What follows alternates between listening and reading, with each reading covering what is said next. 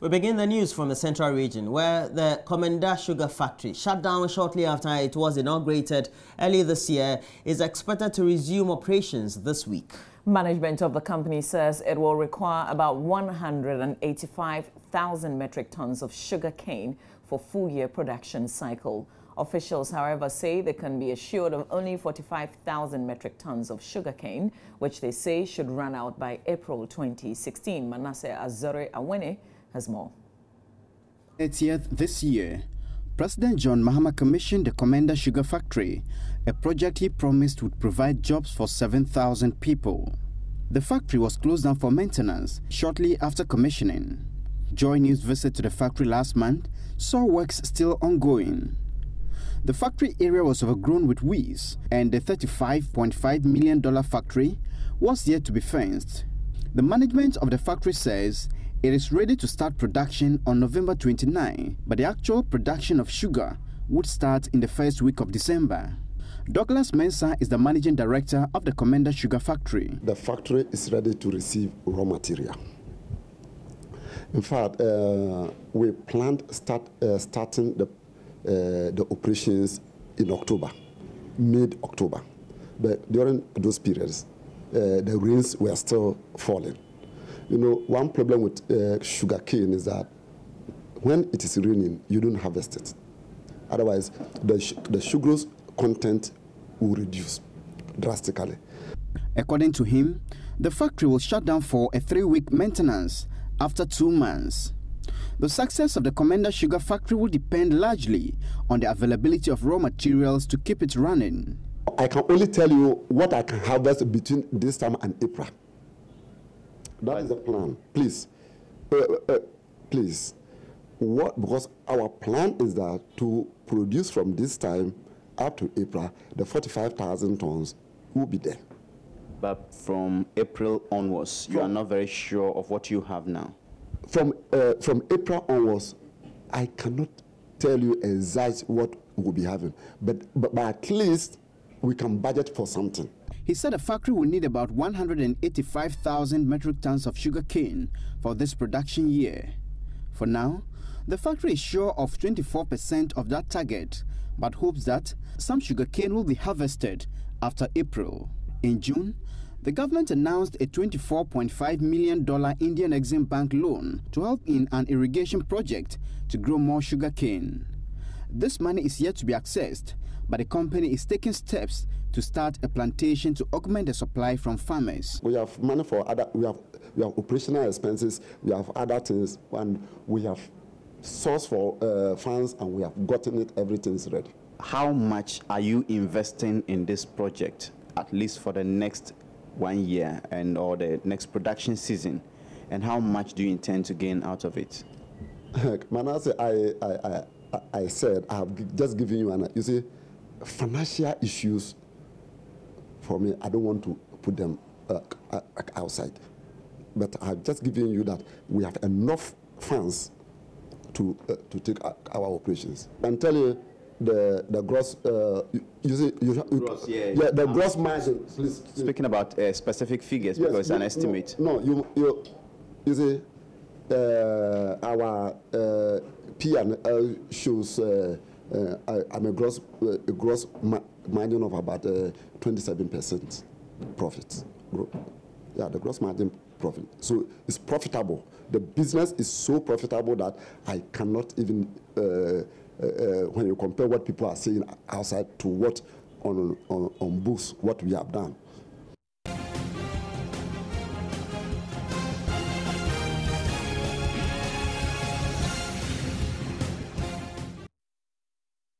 With a week to the polls, the Electoral Commission has indeed indicated its readiness to successfully execute this year's election.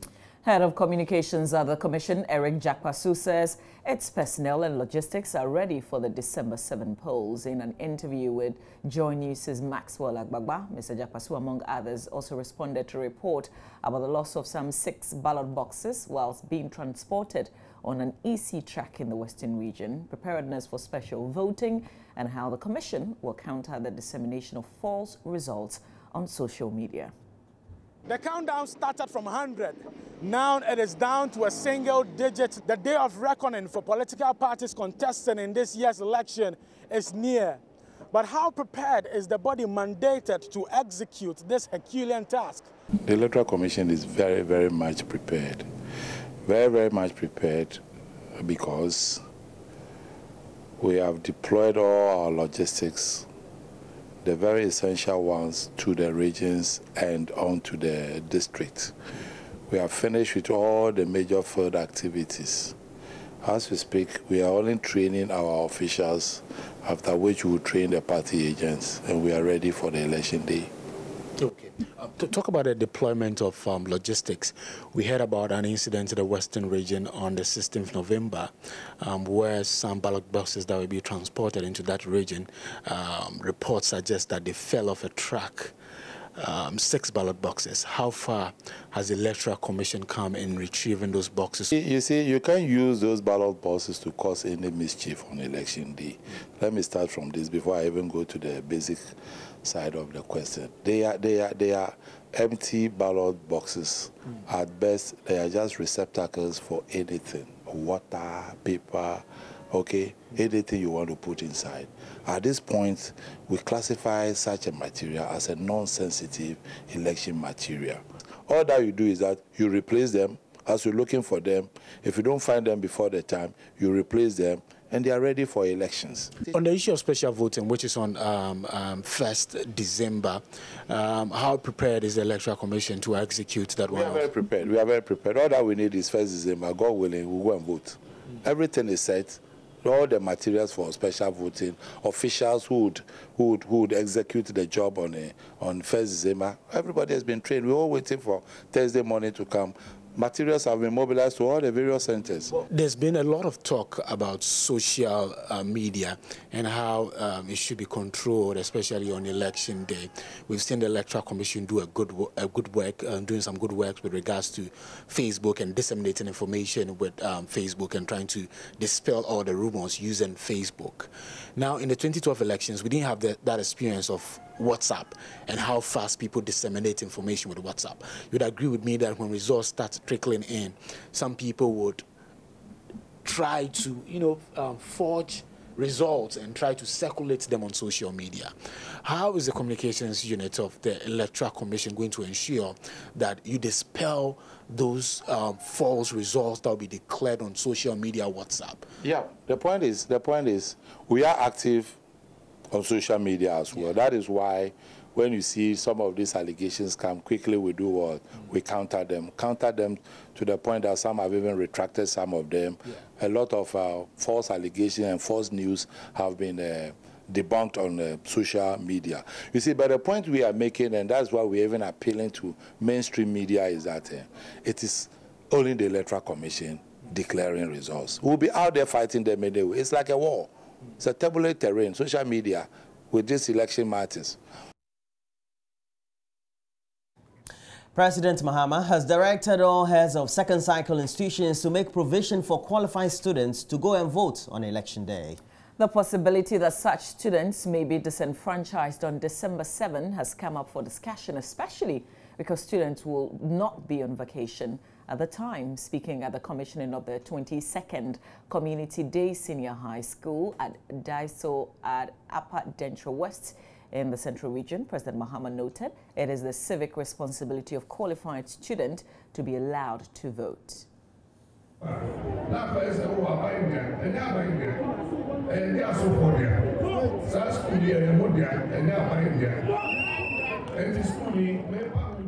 This school is for the community and not the government. Authorities must therefore be responsible for whatever goes on here. The children must also learn and learn well to become great people in future.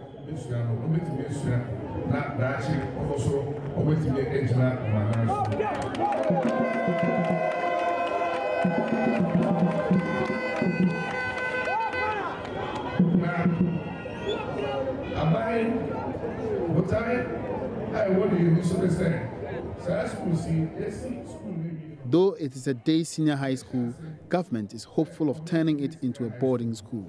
But you will see dormitories and teacher accommodation,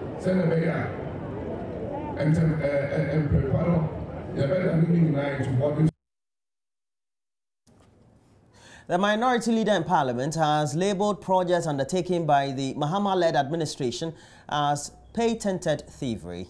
Osei Chairman Sabonso says cost of developmental projects executed in the last 4 years is astronomical. He cites the NDC-led administration for misappropriation of funds and massive corruption in projects such as the Ridge Hospital, the thermal plant, and various roadworks. He was speaking at the commissioning of a 6-unit classroom block in Kumasi. Every single measure, we are in reverse gear. And as we've been saying, in the league of countries in West Africa, who are in the West African Monetary Zone, inclusive Nigeria, Ghana, Liberia, Sierra Leone, Gambia, and Guinea, Ghana has consistently been the least performer over the past 5 years. Don't forget that Sierra Leone emerged from civil war not quite long ago. Equally so for Liberia. Guinea has been unstable over the past 2 decades, and yet they are beating us in that league, the countries in the West African Monetary Zone. So we're not doing well. We must admit, we're not doing well. John Mahama, the president, has been, talking about development projects, and I'm saying that all the cost of these development projects are astronomical. Today, yes, Dumso, for instance, has abated significantly. Yes, we must acknowledge that.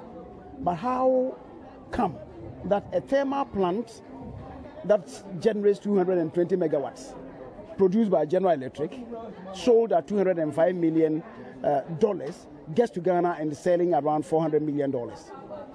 It's patented thievery that is going on. The cost of road construction, Kufuor's time, it was $450,000 average per kilometer. Today, as we speak, it's $1.7 million. Right? You saw the issues about bus branding, which became topical in the country. You brand a bus, one bus, and at a cost of over 360 million Ghana cedis. Is that a way to advance this country? He's talking about the flagship of health facility, Ridge Hospital. Yes.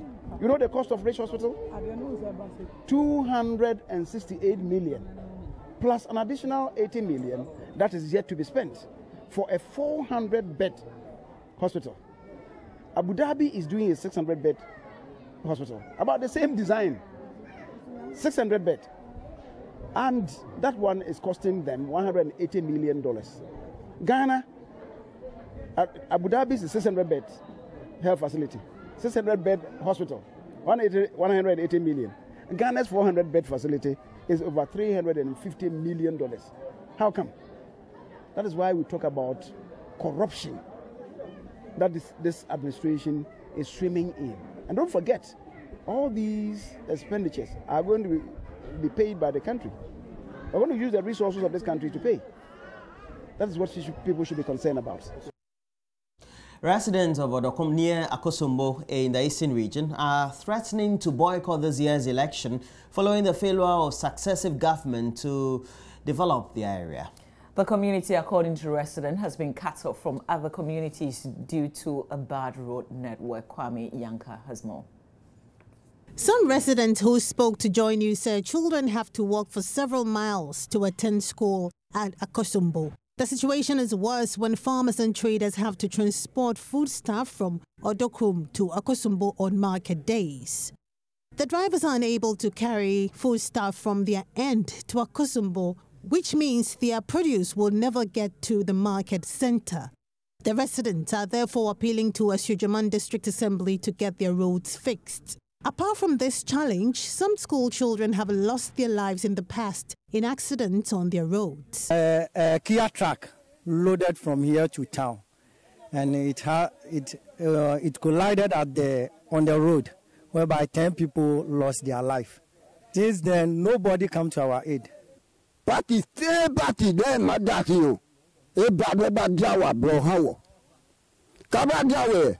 If any political party comes to us and offers to help, they must help for all to see, else we won't vote. MPBO, MPB ba, eba pay eba, wabde pay, NDG pay. Drivers at Akosombo and its environs abandoned this community for about 2 years, but some drivers have resumed business. Drivers who opt to ply Odokrom charge twice or more of the approved fare. This is to enable them take care of maintenance in the event of breakdowns.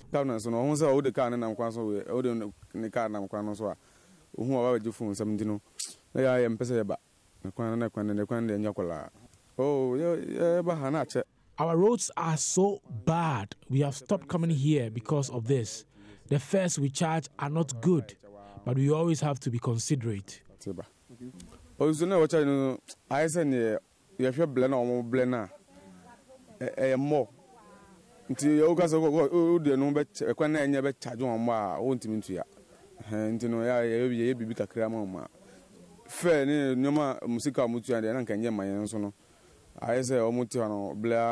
can you Sabe say, Obi family, the Mifi Junction, so by CCI, quite idea. Why am I 30 Ghana member? Because the bad roads always affect the fares. Sometimes we get stuck out here and have to call on mechanics to help. Me baby do ana me son boy. My car, just I'm confirm mechanic from Akosombo na Masande Naba. Ono kra no den beba kra just offer drop in the ma nipa no baby. Omo ba be campaign. Omo ba ye no ye ne NDC for any MPP for nyina ba. Ye ra DC Thomas Abinyako ba several times and so ye hu hwe. One significant site in the community is the mast of some telecommunication companies dotting its landscape. Attempts to get a response from the Asiojaman District Assembly have proved futile. Kwame Yanke's report for Joy News.